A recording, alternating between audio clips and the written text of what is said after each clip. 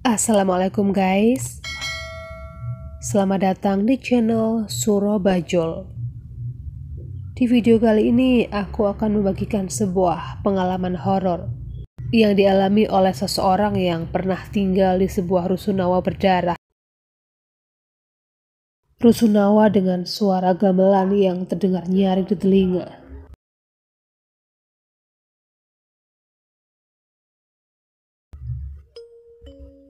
Tahun 2017, bersama 3 teman terdekat, aku berhasil diterima di sebuah universitas terkenal di Jawa Timur. 2 laki-laki dan 1 perempuan. Kami diterima dengan jalur undangan. Aku sangat bersyukur karena kami bisa melanjutkan kuliah di sebuah kampus yang pernah menempati peringkat 10 daftar universitas terbaik di Indonesia versi Webometrics. Sebagai perantau, hal pertama yang kami lakukan adalah mencari kos. Kedua teman laki-laki kami sudah mendapatkan kos sejak jauh hari. Teman mereka yang mencarikan. Sementara aku dan temanku perempuan yang bernama Yuli belum juga mendapatkan kos yang cocok. Setelah mencari selama beberapa hari, Yuli mendapat kos dari rekomendasi teman fakultas. Sayangnya, harga sewa kos tersebut terlalu mahal. Aku berasal dari keluarga pas-pasan, jadi biaya kosku tidak bisa terlalu mahal. Oleh sebab itu, aku memutuskan untuk mengunjungi sebuah rusunawa yang direkomendasikan oleh teman kampus. Ditemani Gali dan Malik, aku segera meluncur ke rusunawa tersebut. Begitu sampai, kami langsung disambut pengelola rusunawa. Ibu-ibu galak yang kalau bicara hampir selalu pakai nada tinggi. Siapa yang mau tinggal di sini? Kalau cowok, di Dusun Putra. Ini khusus putri. Saya, Bu. Mereka hanya mengantar. Jawabku sambil kaget dengan nada bicaranya. Mau tinggal di lantai berapa? Lantai 2, 200.000 per bulan. Lantai 3-nya, 185.000 per bulan. Lantai 4, 170. Lantai 5, 155.000. Aku memilih lantai keempat. Untuk saja masih ada sisa tempat di rusunawa itu. Banyak mahasiswa baru yang memilih untuk tinggal di rusunawa ini.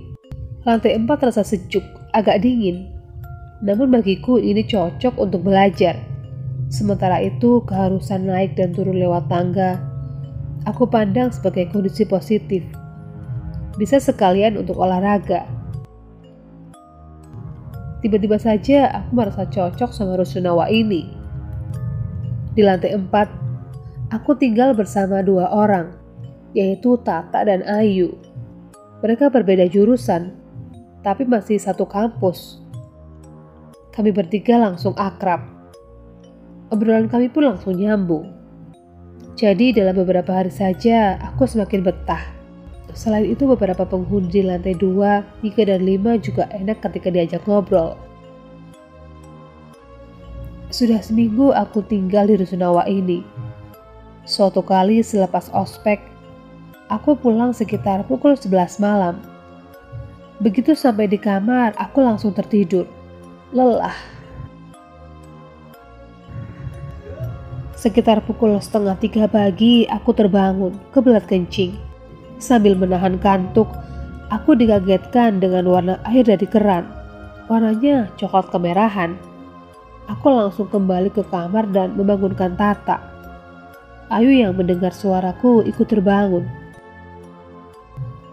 Akhirnya kami bertiga memeriksa air di kamar mandi. Airnya bening kok. Kamu kecapean kayaknya, kata Tata. Ayu diam saja. Aku yang awalnya keheranan menjadi lebih lega. Pikiran-pikiran negatif langsung aku buang dari pikiran dan melanjutkan keperluan untuk kencing. Namun anehnya, air dari keran itu terasa lengket. Warnanya pun masih sama merah. Setelah aku bilas, rasa lengket itu baru hilang. Tetap saja, aku tidak mau berpikir terlalu dalam. Besoknya aku sudah lupa. Paginya di hari Minggu, aku terdiam sendiri di rusunawa itu. Tata dan Ayu sudah pergi sejak pagi. Lagi pula pagi itu turun hujan deras. Lagi asik melamun, tiba-tiba ada suara ketukan di pintu kamar. "Mbak, permisi, mau tanya." Tiba-tiba ada penghuni lain yang datang dan bertanya. Dia masih anak-anak. "Mbak, di sini ada yang namanya gadis?" tanya anak itu sambil kedinginan karena basah kuyup. "Gak ada, saya Lala. Teman saya yang lain namanya Tata dan Ayu." "Terima kasih, Mbak." Anak itu langsung pergi dan naik ke lantai 5. Aku menutup pintu dan sibuk bermain HP ketika aku melihat Tata masuk kamar. Tadi ada anak yang nyari gadis. "Iya tak, kenapa?" Semua kamar di lantai 2 sampai 5 ditanya seperti itu. Aku terdiam. Anak tadi berbicara dengan tatapan kosong. Karena penasaran, aku memutuskan turun ke lantai 1 dan bertanya kepada satpam. "Permisi Pak, tadi ada anak yang masuk ke rusunawa, basah kuyup dan mencari penghuni namanya gadis." "Itu sudah biasa terjadi kalau sedang hujan seperti ini." "Maksudnya Pak?" "Mahasiswa baru pasti mengalami kejadian seperti itu. Jangan kaget, setiap hujan pasti ada ketukan pintu dari anak yang mencari gadis. Tapi semua satpam tidak pernah tahu siapa anak itu. Dari data penghuni rusunawa memang nggak ada yang namanya gadis Pak. Dari dulu juga dicari Mbak, tapi sampai sekarang tidak ada yang namanya gadis." Ibu yang menjadi pengurus juga nggak mau menjawab kalau ditanya soal gadis. Memang agak aneh. Sudahlah, jangan dipikirkan. Jangan terlalu takut, Mbak. Waktu itu aku juga tidak terlalu takut sih, cuma penasaran saja. Kebiasaan aneh yang selalu terjadi ketika hujan. Namun, pengurus dan satpam rusunawa sampai tidak tahu asal-usulnya. Bukankah ini aneh? Aku pun menuruti nasihat satpam. Kembali ke kamar sambil terus memikirkan kejanggalan ini. Perlahan aku menaiki tangga. Saking sibuknya berpikir, aku sampai kelewatan 1 lantai. Tanpa sadar, aku sudah naik ke lantai 5. Mungkin aku terlalu banyak berpikir. Keluhku waktu itu. Aku pun membalikkan badan untuk turun ke lantai 4. Tepat saat itu mataku tertuju kepada seorang perempuan memakai baju serba hitam sedang berdiri di ujung balkon lantai 5. Sontak aku punya feeling dia akan melompat. Dan benar saja, dia melompat dari lantai 5. "Mbak!" Aku berteriak sekencang mungkin. Panik, aku menggedor pintu terdekat. "Tolong!" Penghuni lantai 5 sontak keluar semua. "Ada apa, Mbak? Tolong, Mbak, ada yang lompat." Suaraku terdengar sangat nyaring. Suara orang panik dan kalut. Beberapa orang langsung berlari turun.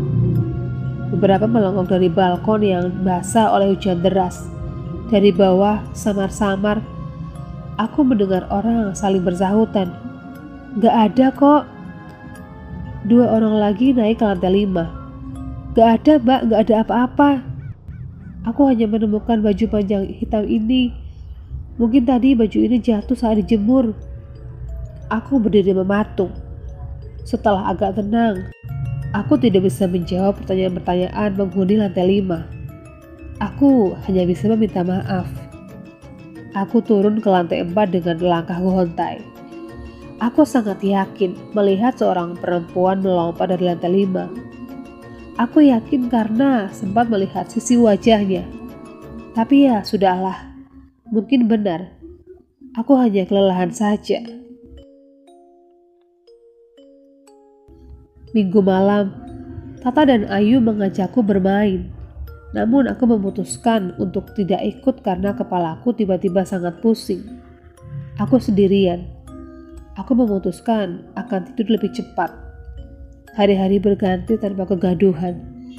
Namun pikiranku soal perempuan berbaju hitam dan seorang anak basah kuyup yang hanya muncul di kala hujan itu masih terus terbayang.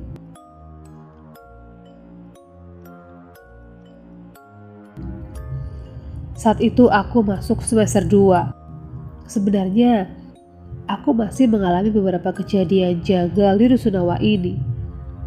Salah satu bercak darah di lantai 1, namun aku tidak berani bercerita.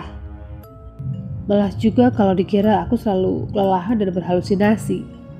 Namun masuk ke semester 2 ini kejadian jagal mulai dirasakan penghuni Rusunawa lainnya. Suatu malam, aku harus bergadang untuk menyelesaikan tugas. Tata dan Ayu kebetulan masih terjaga. Mereka asyik menonton YouTube. Tiba-tiba pintu kamar dibuka dengan keras. Teman kami yang menghuni lantai 2 Rusunawa masuk dengan tergesa-gesa. Kami bertiga tidur di sini boleh? Kalian kenapa kok ketakutan? Tadi di kamar kami dengar suara gamelan yang keras banget. Kami jadi takut. Suara gamelan itu pasti dari gedung sebelah. Tadi aku lihat di sana ada acara pernikahan. Mungkin gedung di sebelah disewakan atau anak-anak seni lagi latihan. Aku mencoba menjelaskan suara gamelan itu secara logis. Gedung sebelah sistem penyewaannya hanya sebatas jam. Jadi kalau acaranya pagi ya hanya pagi sampai siang, maksimal sore, sahut Tata. Ya berarti anak-anak seni lagi latihan, kataku. Kan temanmu ada yang ikut kesenian, coba tanyakan, Tata memintaku. Aku baru ingat kalau Malik anak kesenian. Aku menanyakan suara gamelan itu. Apakah dari anak-anak seni yang sedang latihan? Kata Malik, anak seni sudah tidak latihan. Saat ini mereka sedang dalam perjalanan menuju Yogyakarta untuk lomba. Kata Malik, anak-anak seni ke Yogyakarta. Mereka lomba. Jelasku kepada mereka. Tata, Ayu dan 3 teman kami yang tidur di lantai 2 semakin pucat. Bertanya kepada satpam, tapi kami tidak berani turun. Akhirnya karena tidak ada gunanya berdebat, kami memutuskan untuk tidur rame-rame. Beberapa jam kemudian mereka sudah tertidur. Sementara aku baru saja selesai tugas. Sebelum tidur, aku memutuskan untuk kencing dan cuci muka. Ketika jalan ke kamar mandi, tiba-tiba terdengar suara gamelan. Suaranya lirih saja, sayup-sayup. Aku memang takut, tapi juga penasaran. Anehnya, semakin dekat kamar mandi, suara gamelan itu semakin keras terdengar.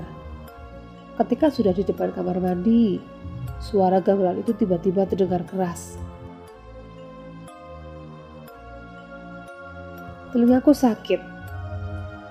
Aku merasa sudah berteriak sekuat tenaga sambil menutup telinga. Namun tetap saja suaraku tenggelam oleh suara gamelan itu.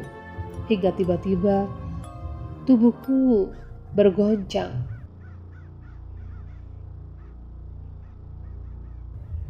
Saat itu juga aku terbangun. Lak, bangun Lak. Tata, Ayu dan beberapa penghuni Rusunawa sudah mengerubungiku. Aku tergeletak di depan kamar mandi. Katanya aku berteriak-teriak dengan kencang sekali.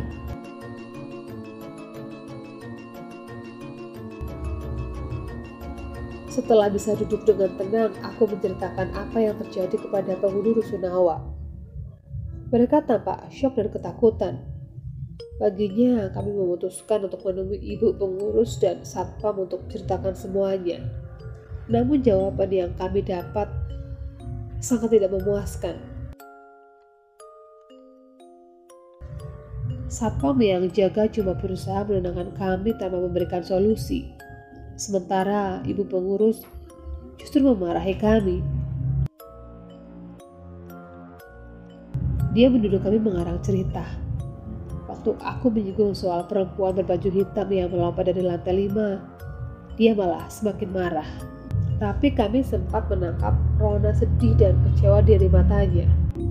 Kami tidak mau melanjutkan debat dengan ibu pengurus Rusunawa dan Satpam. Kami kemudian memutuskan kembali ke kamar masing-masing. Akhir semester 2, kontrakku di Rusunawa itu habis. 2 teman kampus mengajakku untuk ikut kontrakan mereka.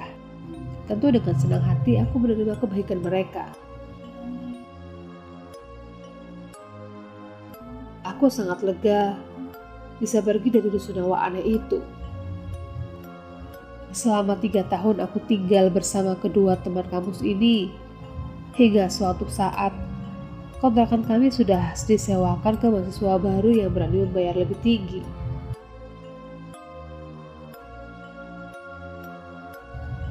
Dua temanku mengajak aku tinggal di sebuah rumah susun yang katanya murah.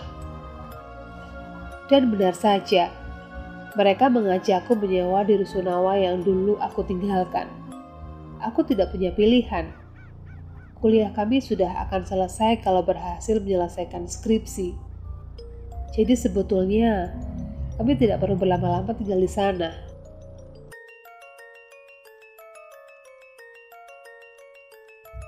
Akhirnya dengan terpaksa setelah bertahun-tahun lega meninggalkan Rusunawa itu, aku harus kembali ke sana. Aku memberanikan diri untuk menceritakan semua kejadian janggal ke kedua teman kampusku ini. Mereka yang awalnya kaget, mencoba memberanikan diri.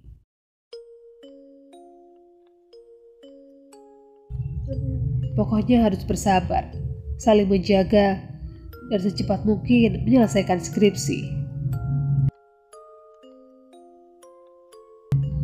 Suatu pagi turun hujan sangat deras. Angin bertiup kencang. Aku sendirian di kamar. Dua temanku yang keluar untuk berbelanja tidak bisa segera pulang karena terjebak hujan. Aku sudah menduga akan terjadi sesuatu yang janggal.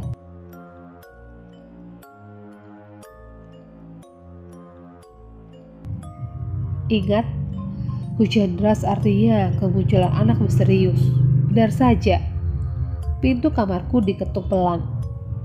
Aku memberanikan diri karena saat itu masih pagi. Aku pikir semuanya bakal aman saja. Setelah membuka pintu, seorang anak kecil berdiri di depanku. Dia tidak berani menengadah. Sambil terus menunduk, dia mengulungkan gulungan baju berwarna hitam. Ini baju hitamnya, ini punya gadis, ini tolong simpan.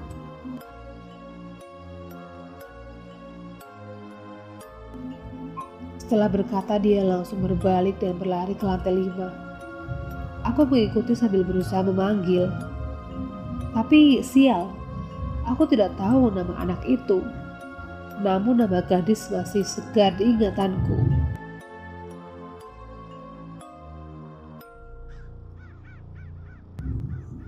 Sesampainya di lantai 5, anak kecil itu sudah berdiri di balkon. Di sebelahnya berdiri seorang perempuan mengenakan baju hitam. Keduanya menoleh ke arahku.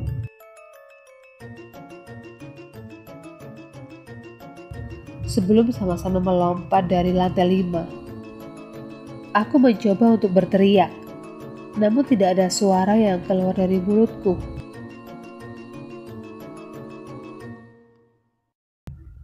Air mata mulai menetes ketika sayup-sayup terdengar suara gamelan dan bau anjir darah mulai tercium. Sedetik kemudian, dunia menjadi gelap. Aku ditemukan pingsan di lantai 1 Rusunawa. Tangan kiriku berdarah. 2 kukuku juga hilang. Demikianlah pengalaman seorang gadis ketika tinggal di Rusunawa berdarah.